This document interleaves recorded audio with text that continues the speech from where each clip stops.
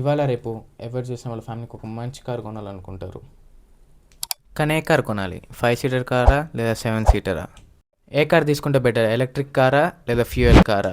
Manual తీసుకుంటే బెటరా? Automatic తీసుకుంటే బెటరా? ఇలా చాలా డౌట్స్ ఉంటాయి. అవన్నీ ఈ వీడియోలో చూద్దాం. Number 1, purpose. నువ్వు ఏ పర్పస్ కింద కార్ కొనాలనుకుంటున్నావు? నీ ఫ్యామిలీ కోసమా లేదా కమర్షియల్ పర్పస్ కోసమా? ఫ్యామిలీ కోసం అయితే ఒక మంచి 5 సీటర్ కార్ తీసుకో. లేదు కమర్షియల్ పర్పస్ కోసం అయితే 7 సీటర్ వైపు అయితే వెళ్ళు. నెంబర్ 2, ఎలక్ట్రికలా ఫ్యూయలా? నువ్వు కనుక సిటీలో ఉంటే ఒక ఎలక్ట్రిక్ కార్ తీసుకో. లేదు నేను లాంగ్ డ్రైవ్ పోతా, నేను ఎక్కువ తిరుగుతా అంటే మాత్రం పెట్రోల్ కన్నా డీజిల్ అన్నా తీసుకో. నెంబర్ 3, మాన్యువలా ఆటోమేటికా? లేదు నేను సిటీ ట్రాఫిక్లో ఉంటా అంటే మాత్రం ఆటోమేటిక్ తీసుకో. చాలా సింపుల్ అండ్ ఈజీ.